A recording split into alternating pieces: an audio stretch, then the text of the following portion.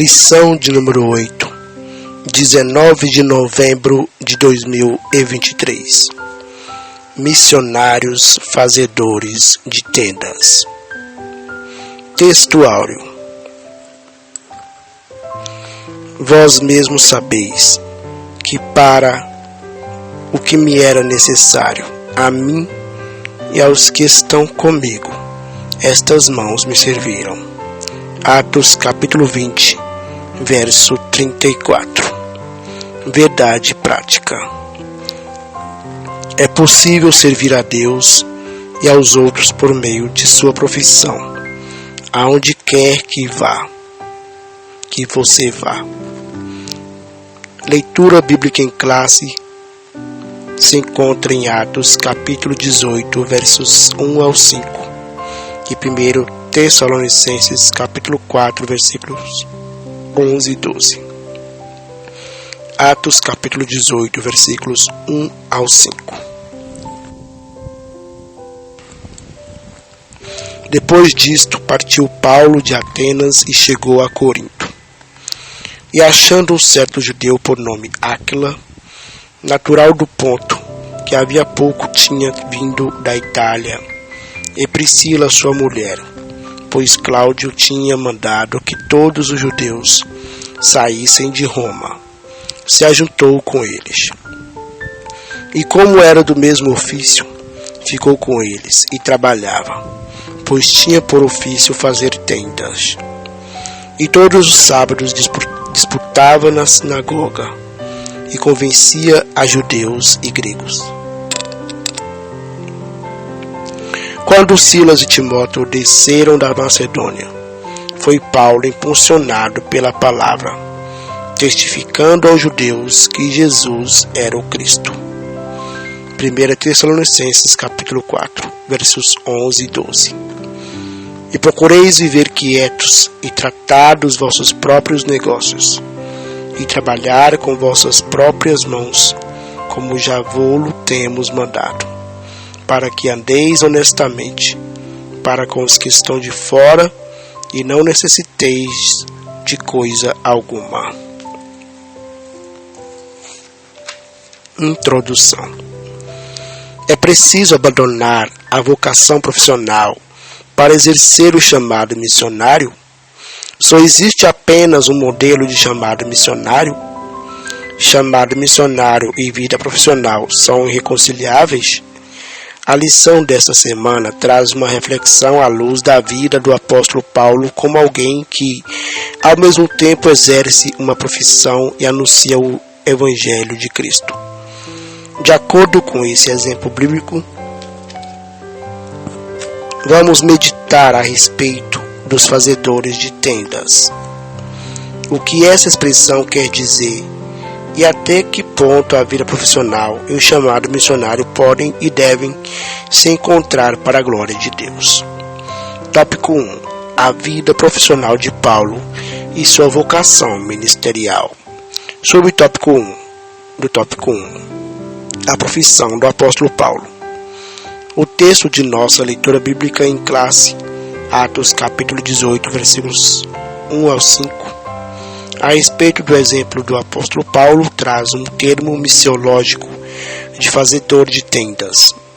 A expressão é traduzida com mais precisão por trabalhadores em couro, pois as tendas eram feitas com pelos ou couro de cabra.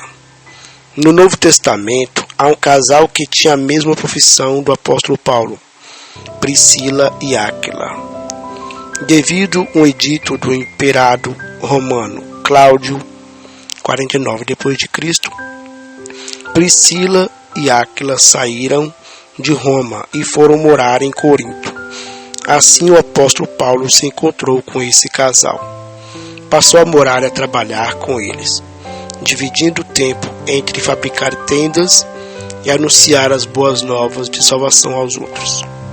Atos capítulo 18, versículos 18, 19, 24, 26. Romanos capítulo 16, versículos 3 ao 5. Sobre o tópico 2 do tópico 1, como o apóstolo Paulo conjugava a vida profissional e ministerial.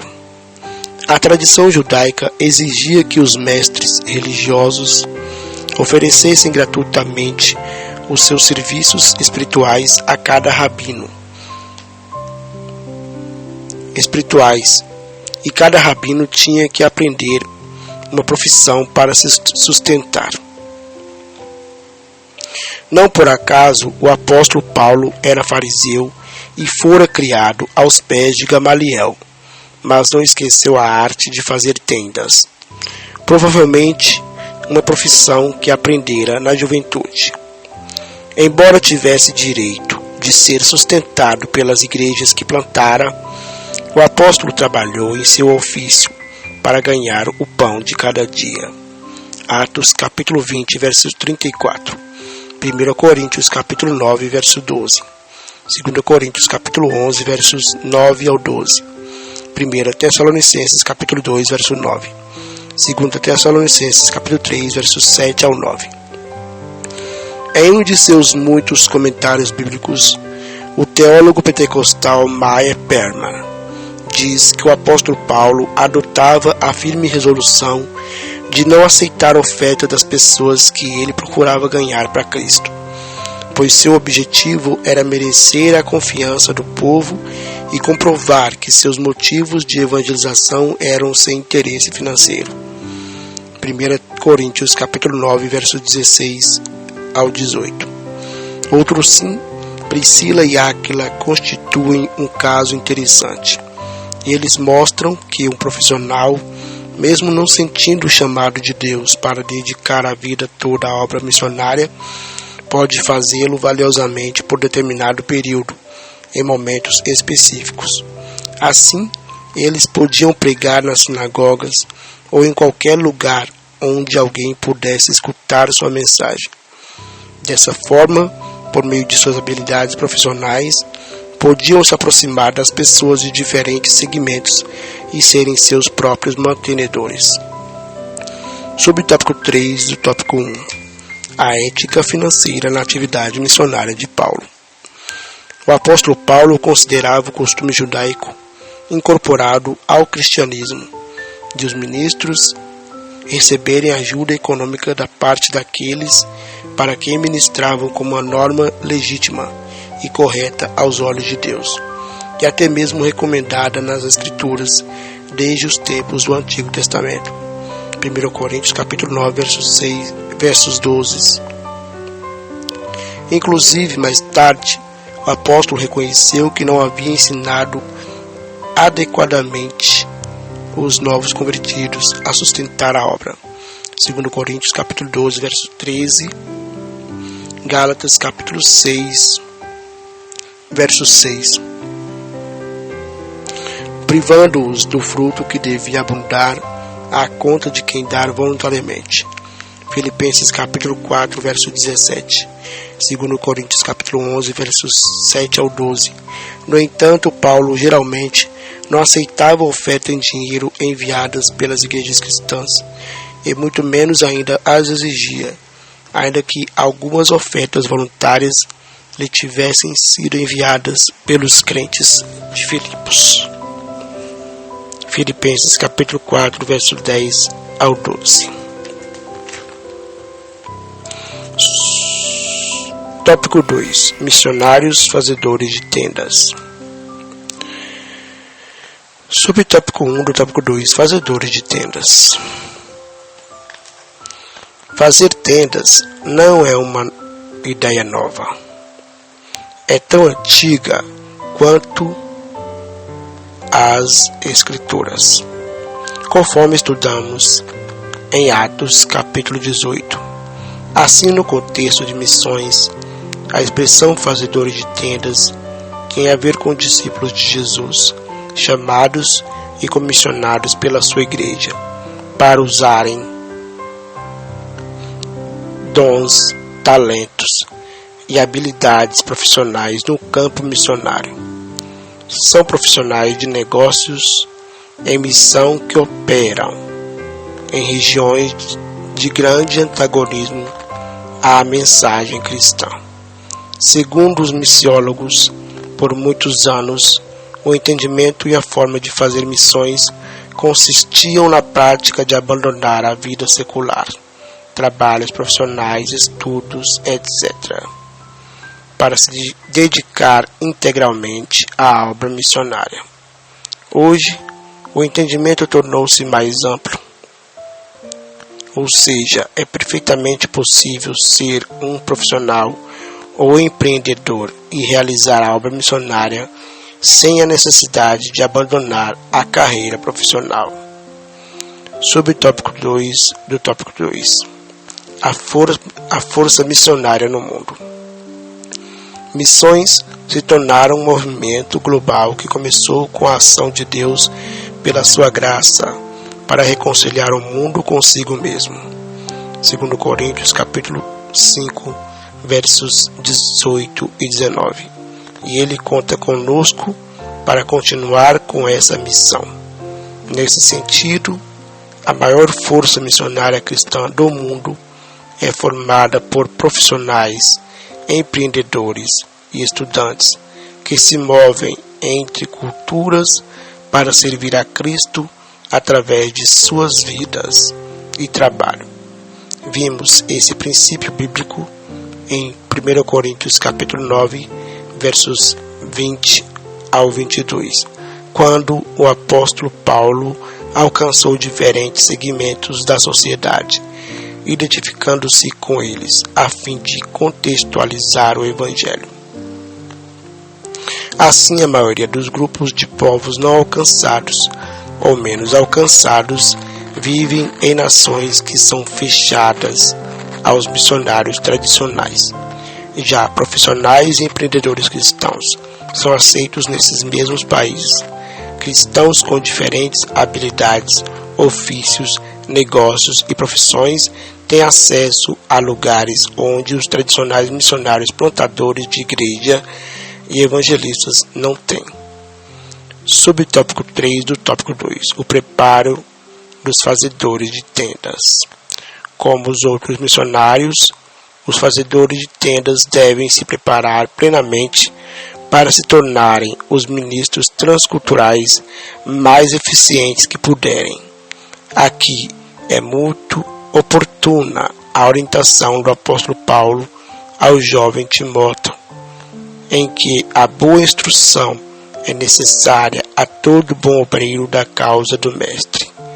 Nesse aspecto, há um crescimento significativo de profissionais missionários ou fazedores de tendas chamados para missões. São homens e mulheres treinados por instituições missionárias com experiência reconhecida para que eles usem suas profissões no exterior a fim de testemunhar de Cristo, principalmente em países fechados para o trabalho missionário. 2 Timóteo capítulo 3, verso 17. Tópico 3. Vocação, profissão e missões. Deus é quem chama. Muitas são as oportunidades para nos envolvermos com os trabalhos em nossas igrejas locais, grupos evangelísticos de grande impacto, organizações missionárias relevantes no contexto nacional e até em outros países. Todavia, é Deus quem coloca em nosso coração a disposição ou a aptidão para executar um determinado ofício. Nesse caso, é Deus quem capacita, comissiona e habilita cada crente para uma determinada missão no mundo. É Ele quem gera em nós o envolvimento com causas específicas que nos levarão a trabalhar em atividades que fazem sentido, inclusive na realização pessoal.